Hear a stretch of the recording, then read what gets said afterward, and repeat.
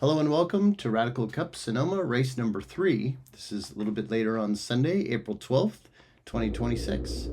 And finally, after so many attempts, I finally got a win in this race. So it's a bit wetter. Later in the day, of course, it started dumping again when it was time for the Radicals to go out to the grid. In fact, we had a massive shower of hail right as we were stopping in our grid spots. Before they sent us out to the pit lane for the initial start. So we're soaking. In fact, there was like wakes coming off of the sides of the cars as we went down the pit lane here. But now we're rolling off, and I, of course, killed my motor right on the start, but caught it quickly. And we know we're going to do at least 2 safety laps just because there's so much standing water on the track again. And everybody is using required rain tires, so they do a pretty good job of pumping the water off of the line. So we're just gonna drive around the track for a couple of laps behind the pace car, and then they'll let us go.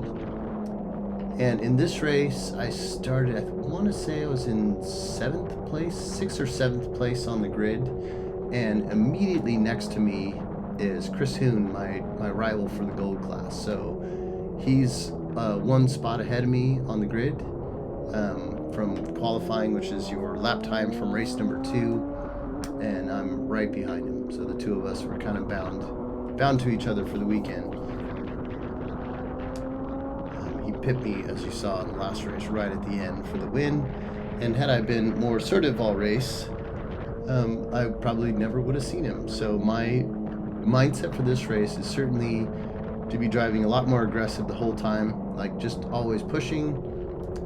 Even though it's sketchy out there, you can see the conditions are so bad. It was comically bad, like huge bunches of water. And as you watch my hands closely during the actual race, there's so much hydroplaning, and you can tell, the car just kind of is doing its own thing for a little bit, and you want to stay as still as you can and let it track out or whatever it's going to do. And then when you get traction again, then you can respond to it. Because if you try to react while you're hydroplaning, it won't do anything except for hook up really aggressively once you are no longer hydroplaning. And that's when a car just helicopters off the track. So a lot of learnings. This weekend was my first time driving a Radical in the rain. I've driven lots of cars in the rain, obviously, having grown up in Seattle, but never a Radical. And this is the first time I had ever even fit rain tires on a Radical. So this is a heck of a learning weekend. It's coming around through the chicane. Turn, I think they call it turn 9 and 9A. And they're running this configuration. And look at the depth of the water coming through 10. This is where I got tossed off the track in the first race. But like, severe hydroplaning there. You kind of have to just let it do what it's going to do. I did not get tossed off the track this time. All right.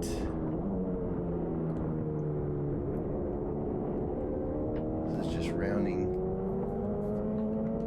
turn 11 for the first completed safety car pace lap. And I think they actually start the race starts when we get the green flag, so it hasn't started yet. We're just doing pace laps to try to get as much water pumped off the track as we can.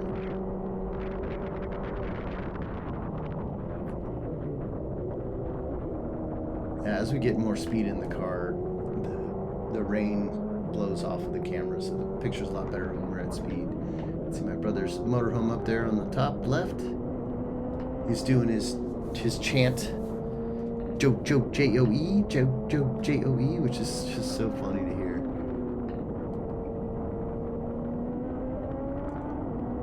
Certain to not do any 360s during the pace laps this time. Just keep everything clean and keep everything on the island.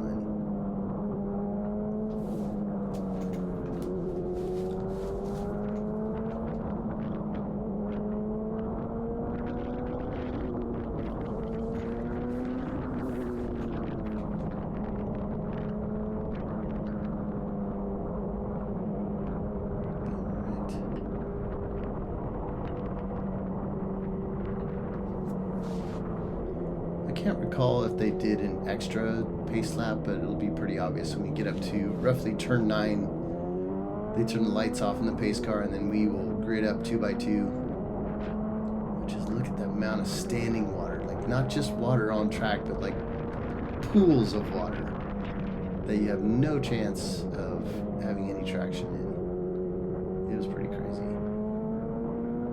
This weekend was definitely the worst conditions I've ever been in at Sonoma Raceway ever. It just happened to be a Radical Cup weekend. And of course, you would never drive a Radical in the rain like this unless you have to. And we all had to.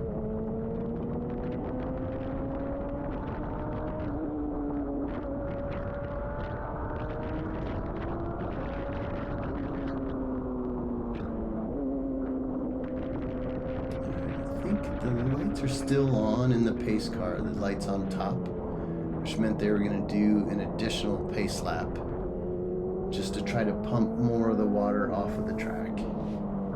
We are all revving the heck out of our motor to try to keep the engines warm. And we learned in the first race on Saturday, the day before, that if you don't keep lots of heat in the engine, some of the cars, the engines were just shutting down because they weren't warm enough to get the RPMs. But you definitely lose power. You know, it limits you, power limits you if the temperature isn't right for the motor. Yeah, we're definitely doing another pace lap, so another exciting and very wet lap around Sonoma, not at pace. A pace lap, not at pace. It's funny, if you go watch some of my other videos from dry running days at this track, the speed difference is insane. The amount of G-forces and just extreme speed is not related to what we're watching today.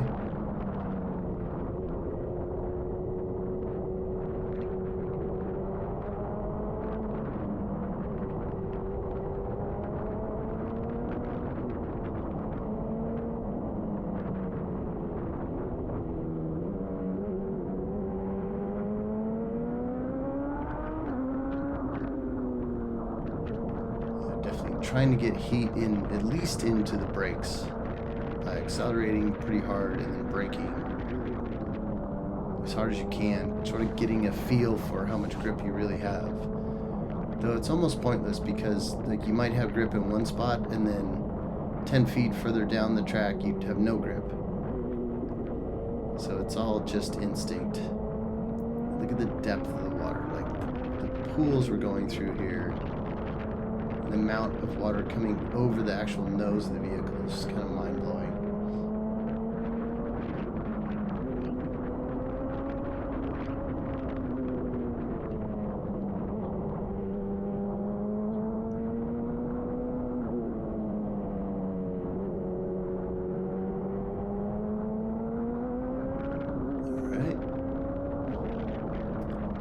I think we're going to do a start this lap.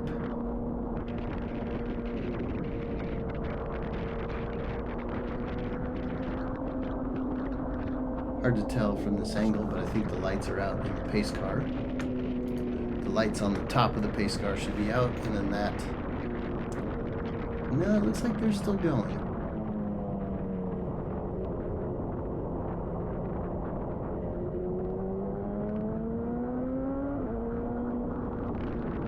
Oh, no, they are out. They're out.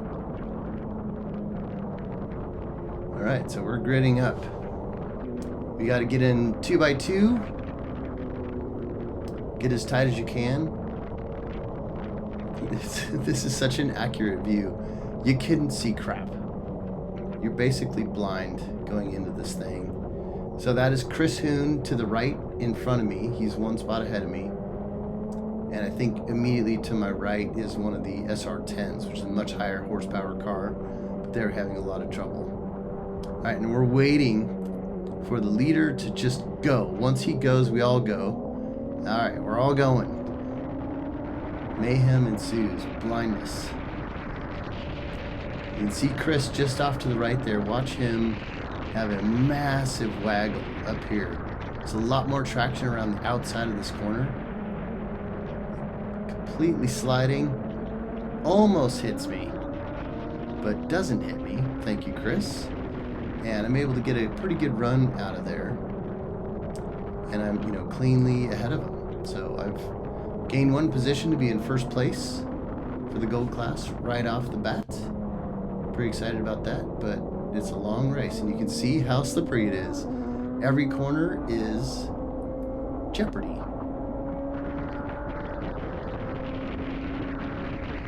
And it's tough coming into these corners for the first time at speed with this weather condition. You really just don't know. And there's so many rivers across the road.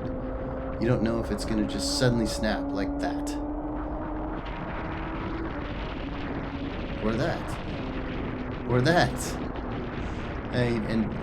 It's just so bad. You can't really see what's happening in front of you. So you're just hoping nobody's spun around backwards pointing at me for a head-on collision.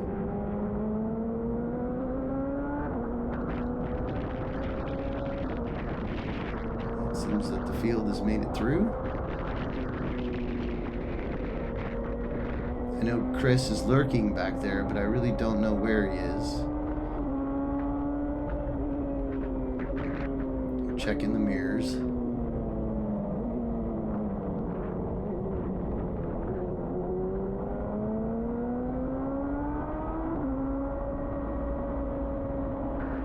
just complete hydroplaning here.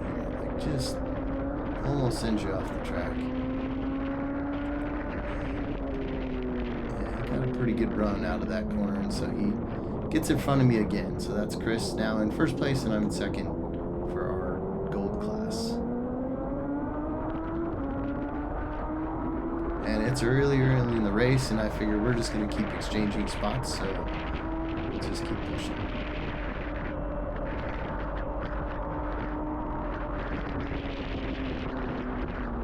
Oh, he almost just flies off the track. Wasn't close enough to capitalize, but I saw that.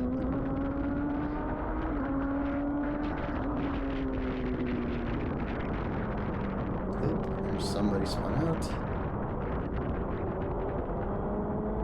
You see a lot of that in this race. Cars just, right in the middle of the track, spun out.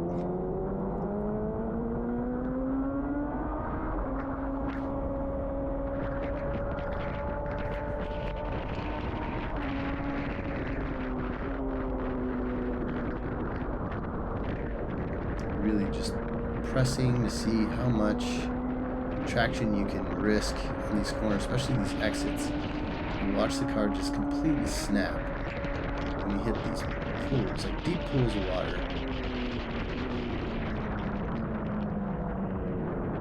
See Chris totally snap, see me totally snap. Kind of chasing each other punch for punch. He'll have a huge snap, and then I'll have a huge snap right behind him.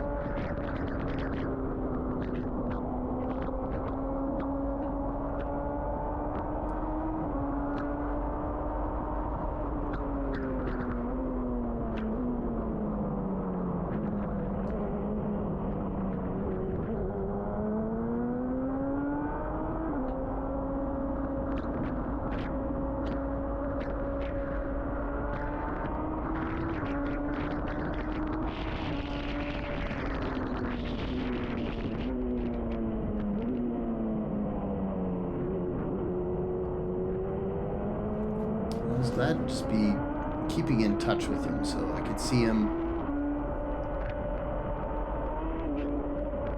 Man, the car just snapped all the time.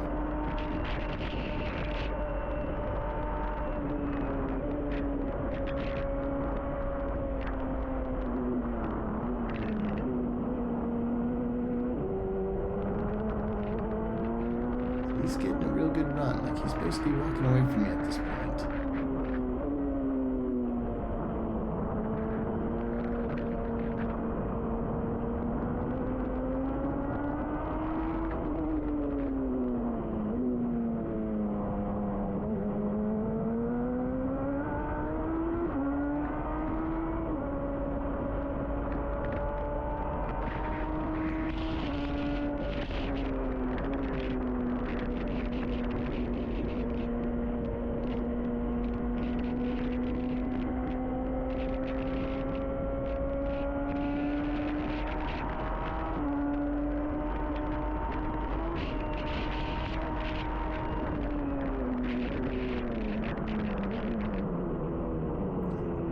so deep in that corner.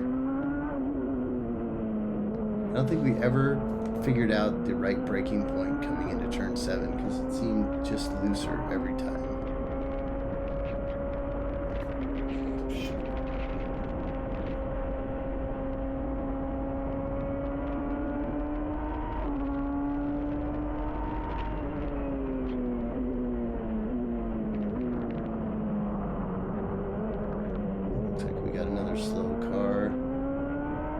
Somebody having temperature issues.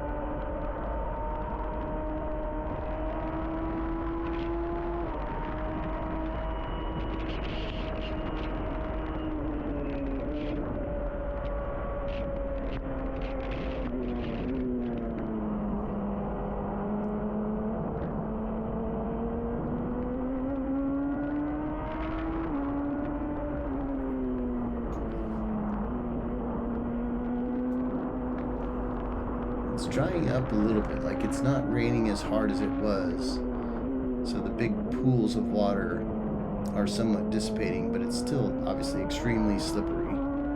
So you're just playing with the edge, like how much can you push? Because you know if the car is going to let go, it's going to let go extremely. Okay, now we have a full course caution.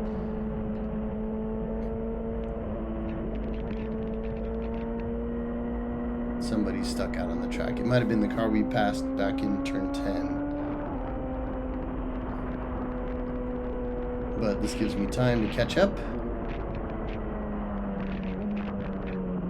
Chris has really put a gap on me.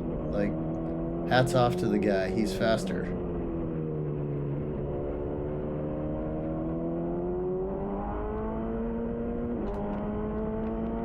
Like, we're in a full course caution, so there's no need to really press. You are eventually going to catch the rest of the field.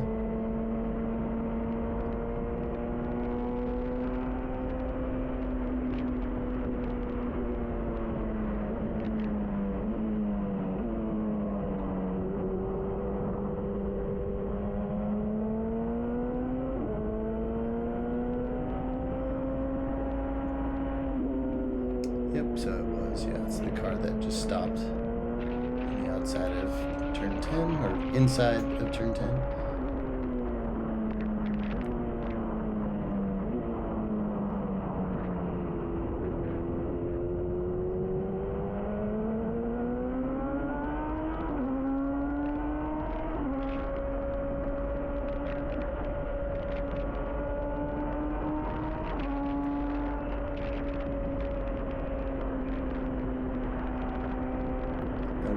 We are still first full course caution, and I was surprised that I hadn't caught the group yet, because I wasn't tiptoeing around, but they were flying. But now I catch them, and of course they're basically parked. So I do remember thinking that, like, oh man, these guys are still hauling butt on a full course caution.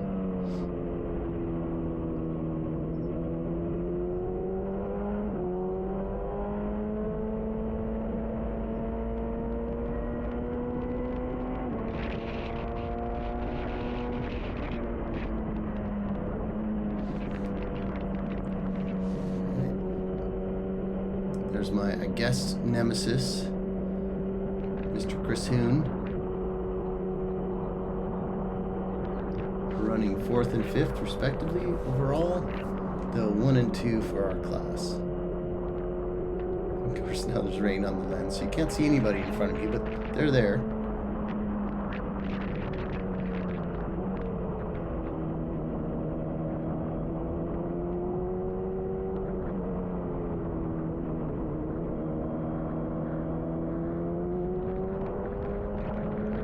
Right, it shouldn't be super long, like not a long full course caution, because they could have just pulled that car off. He was right next to the pit exit.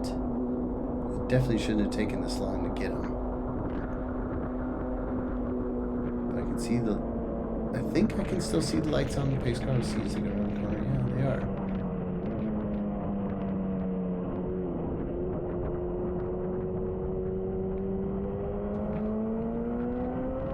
Yeah, the lights are still on in the pace car, which seems overly conservative. Like there must be another car off somewhere else to warrant that. But we're gonna do another whole lap at slowness.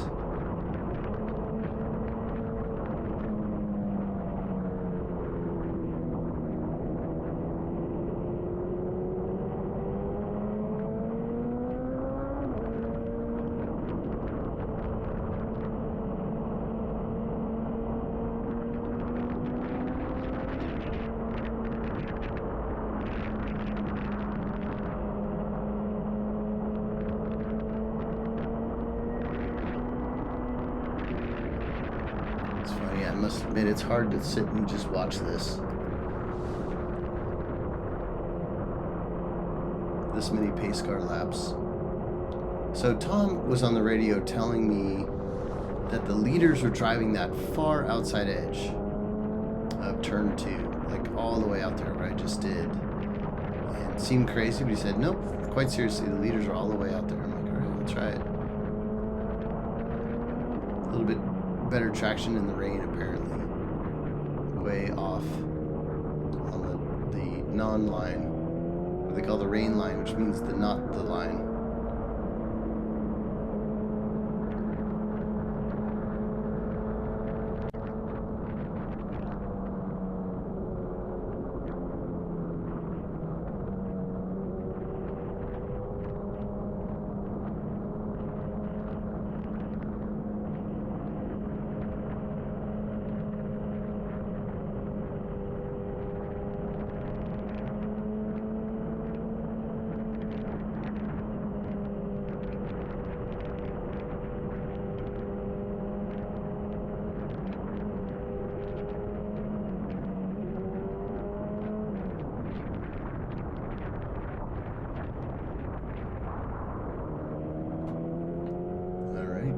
Lights are still on in the pace car, but I think they turn them off around turn 9. This being 7, 8,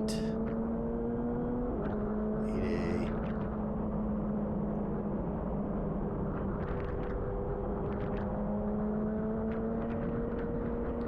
So we should be shutting those lights off right down here.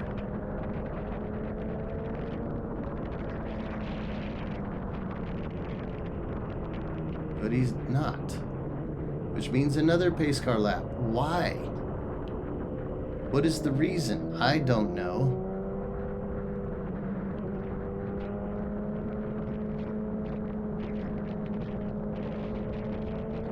Though the pits are open. Actually, that's another really good point. The pit lane is open for the required pit stop, which I didn't even mention. So we are rolling into the pits, and Chris is the only person that isn't rolling into the pits. I just got over the radio. The pits are open for the required pit stop, which is a 45-minute stop.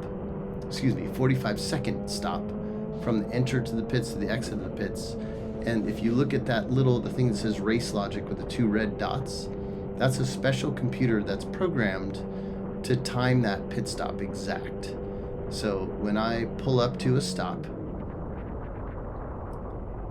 right here's Christian. Thank you, Christian. It's my crew chief.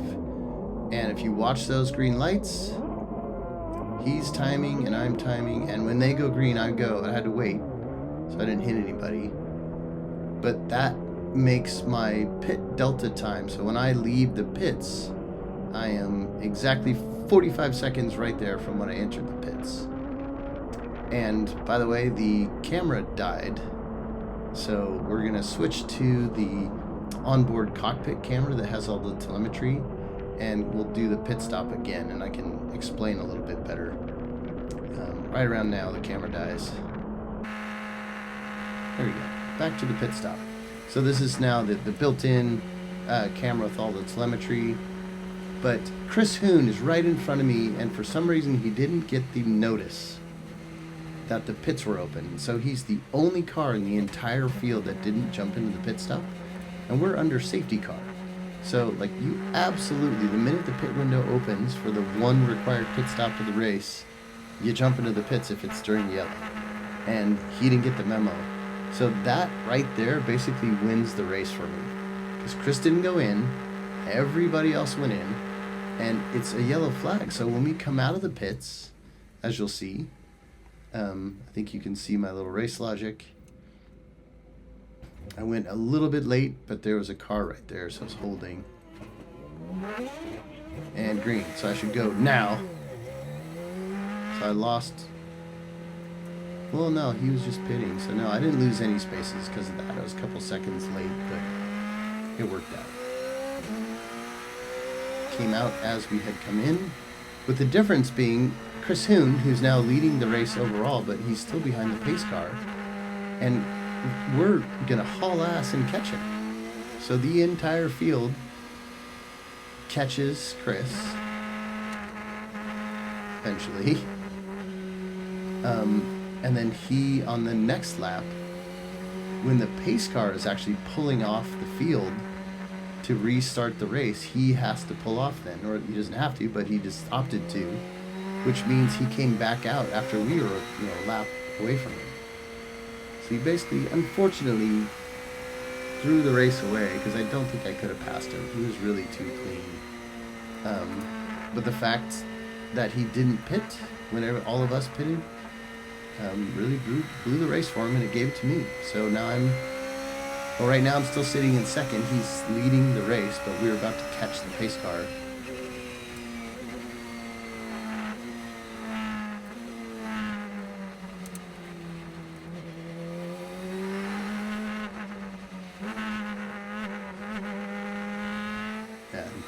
We have caught the pace car, so that's Chris in the front of this pack. Everyone behind him in the entire field has already pitted, and he still has to pit, and the lights are off in the pace car, which means we're actually going to restart the race this lap. And I feel bad for the guy, but at the same time, this is the reason I got to win, because he needed to have the right pit strategy.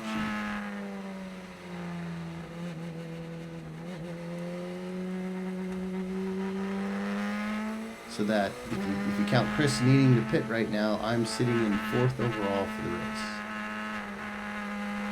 First place in my class, with a very large gap to 2nd place in my class. And then you can see Chris, last second, pulls into the pits behind the pace car.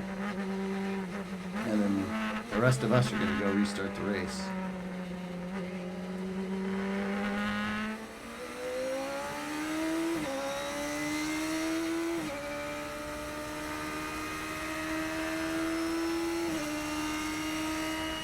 It, green. So I knew the gap behind me to the 2nd place was pretty far. It was Richard McDougall, who was not super comfortable in the rain, unfortunately. Sorry, Richard. Very fast in the dry. So I didn't really have any concerns other than losing it. So I just needed to drive very clean. I didn't want to drive too conservative, which is what I did the prior race, because I could have won that race, but I just stayed backed off. And here we have who was the race leader, had car issues. I think his car shut down on him. So now I'm in 3rd overall. So it's Jonas Axpo, Balin Venkatesh, and myself in 3rd. And I have Jack Yang breathing down my neck, but then he got passed by Robert Rossi, and which is another out-of-class car. So I had a huge gap behind me.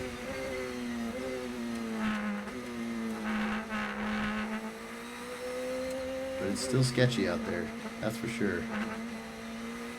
Gotta keep it on the island.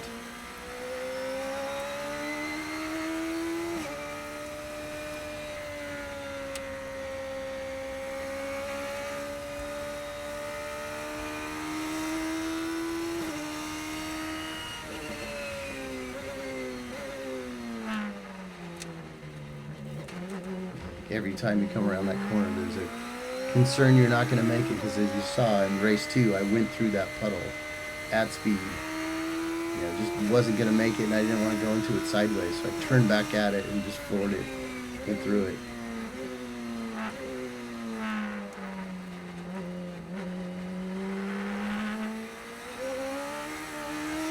Still snapping.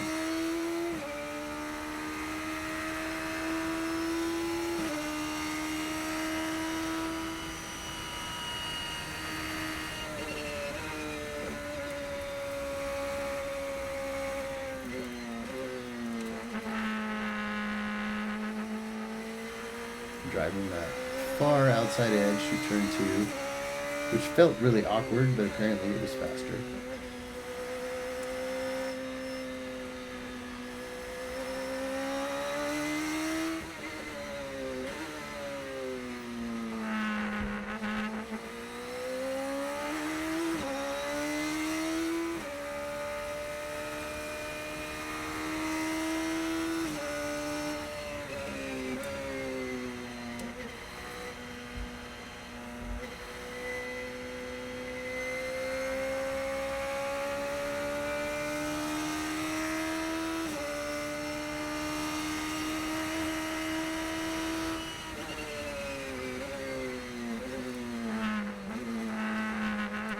Still snapping.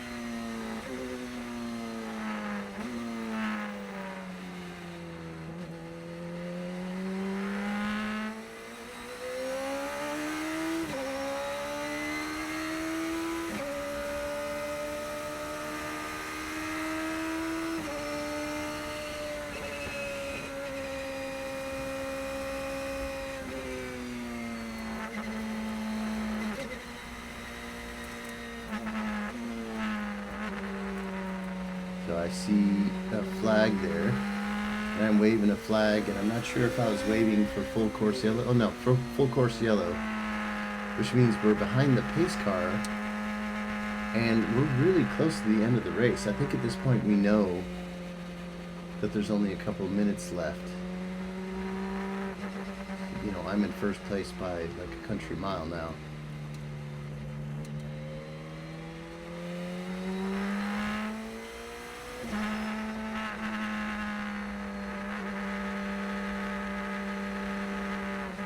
Not exactly sure what a country mile is, but we'll just say it's Sonoma mile.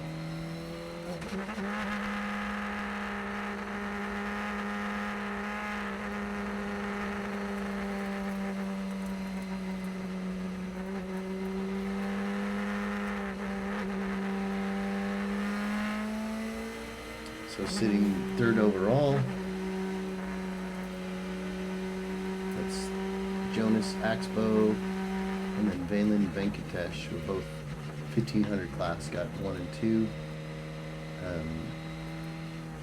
I think Jack Yang is a couple cars behind. He got third in 1500 class. I'm in gold class, so I'm in first place. And several cars back behind me is Richard. He got second. So this is kind of cool. This right here is 1, 2, 3 for Cameron Racing. You know, the local Radical Northwest Cameron Racing. So all three of us. And Richard was also Cameron Racing. So 1, 2 in 1500s and 1, 2 in gold class for both. For all Cameron Racing. It's a big deal for Cameron. We did well at home.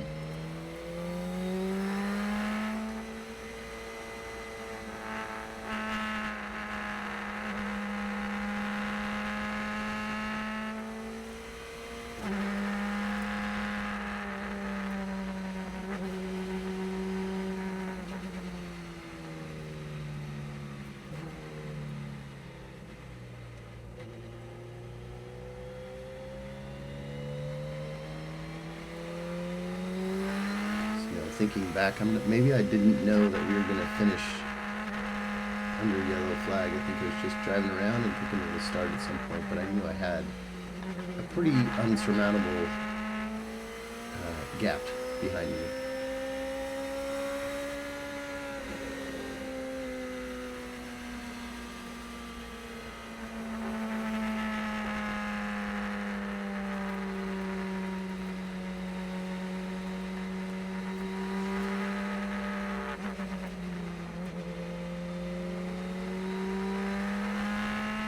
Still wiping my face off.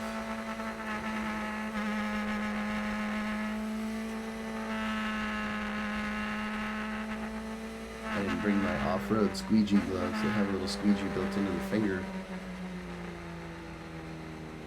I'm just wiping them with my hand.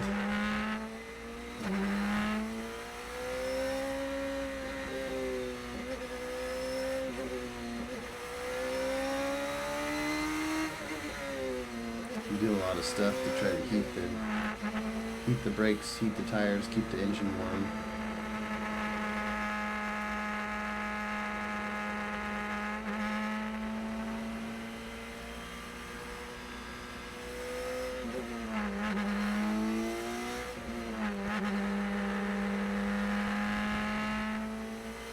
It's funny, I wiped my face like 100 times here.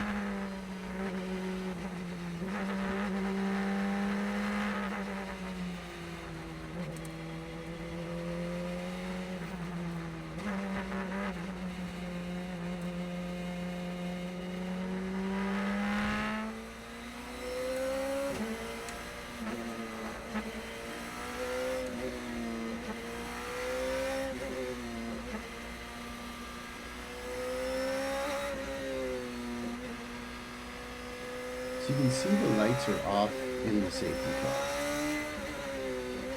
So I cannot remember, but I think there was some discussion on the radio as to whether or not they were going to restart us.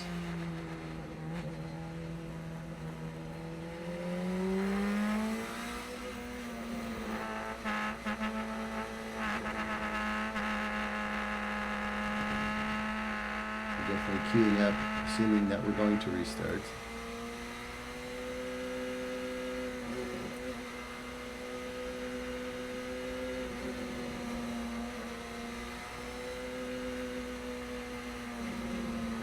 And the pace car's gone, so this is a restart.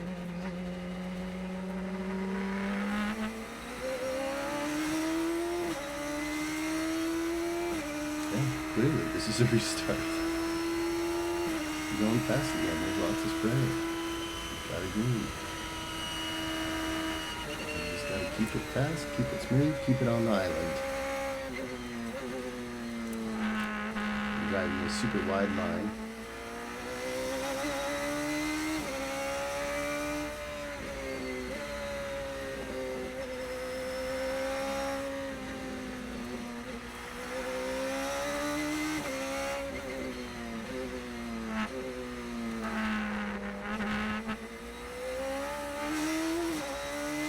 Snappy.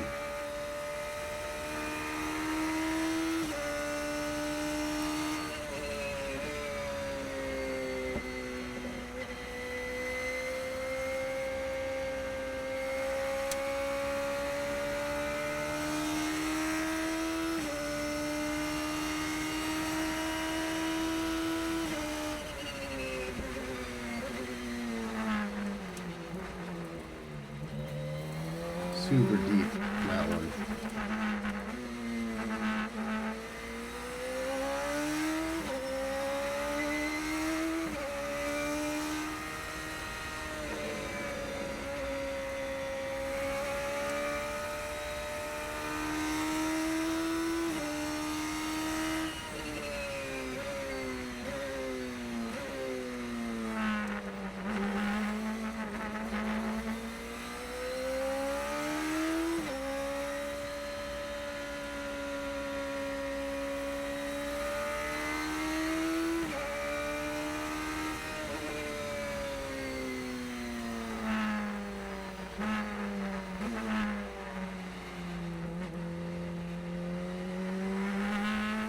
I think we have another full course caution.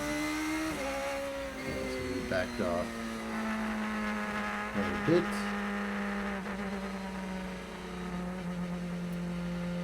Yeah, back to another full course caution. So this is what I recall. I recall that we finished under a full course. I guess I was thinking it was the prior full course. But it's not. It's this one.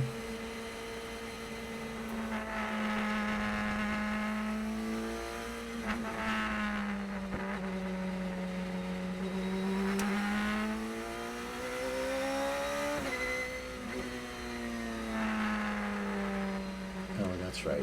I think in the carousel hill, Declan, one of the 1340 cars, went off on the outside of the carousel and got stuck in the wall. We'll see it here on the right hand side as we go down the left hand turn down the hill. You'll see it to the right.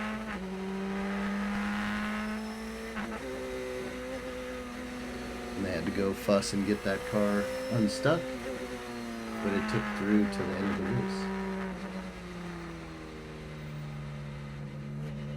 Just coming in to get him, there he was stuck in the wall over there on the right. He was fine, he just slid out there and got pinned.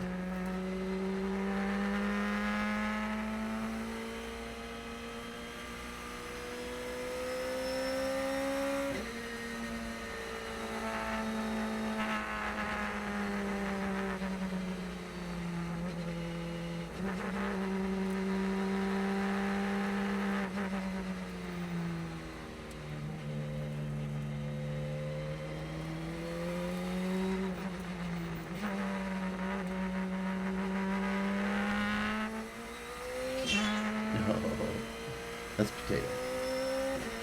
She's bored of this race.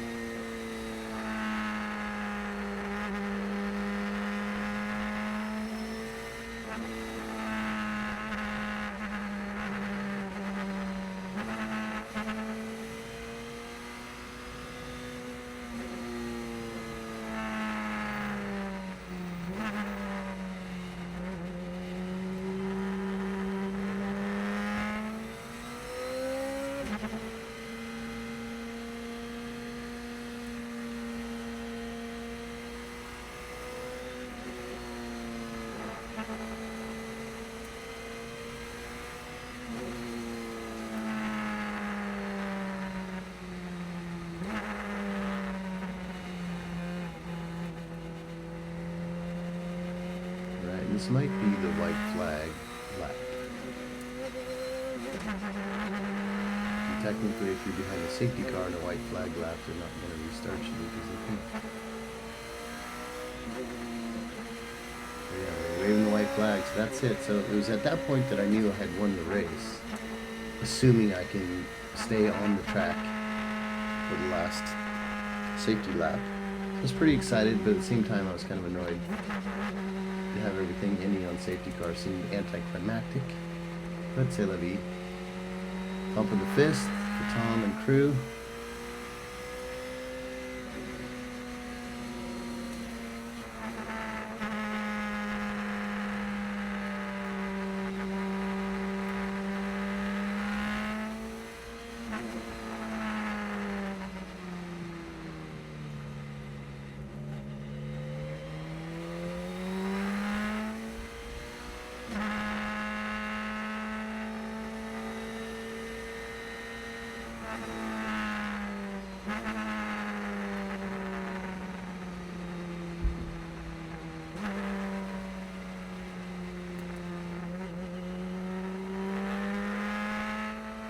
And they had already pulled Declan off the wall. He was rolling on track when the race ended. But they can't restart it because it's the last lap.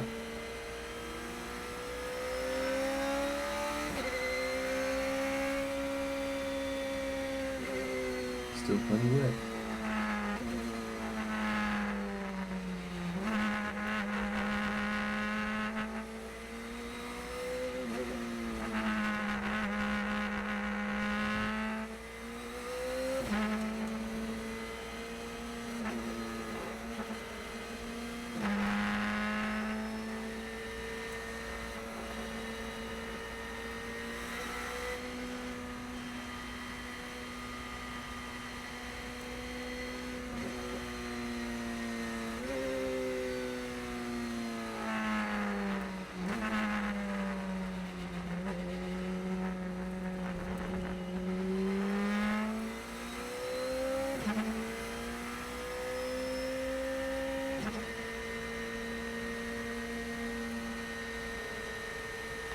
The last corner of the last race of the weekend, at least for us.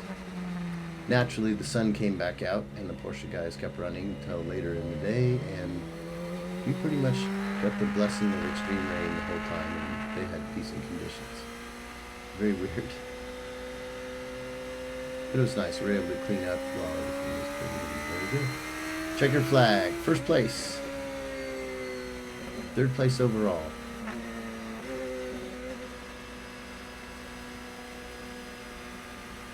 And of course, my brother's doing the chant. Joke, joke, J-O-E. Joke, joke, J-O-E.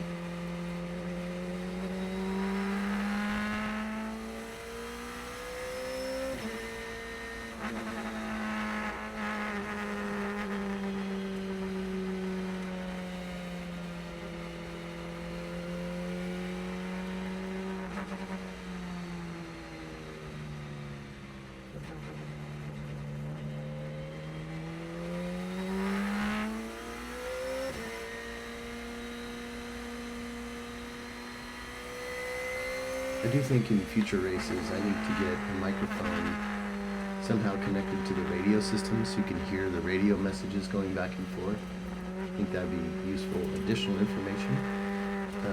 The radio was not working great though, so it was really hard to understand what was being said in either direction. You've got to dig into that and figure out why that's happening. Strangely though, I could understand my brother Tom when he talked. It sounded perfectly fine.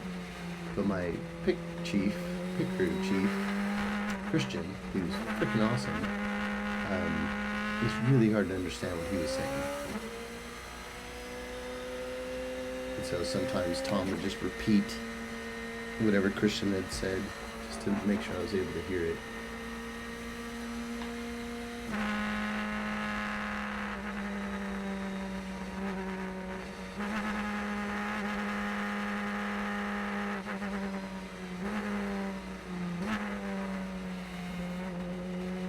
It is funny, if you go watch one of the other videos while it's dry out at full speed on this track, this is so insanely slow, it's hard to even comprehend how slow this is.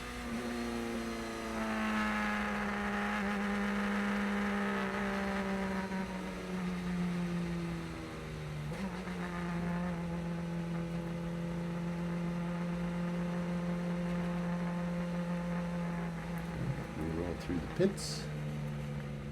Thanks for making it through the whole video. I think a highlight reel would be like a minute and a half long of this. Just like, oh, here's lots of rain. Here's me sliding. Here's me sliding. Here's me sliding. And here's the checker.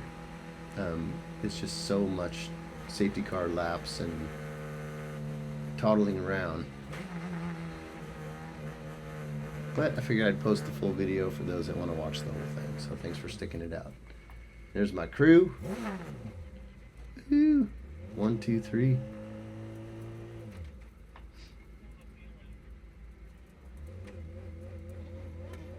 And then finally, I gotta pull up on the left side here. First place for the gold class.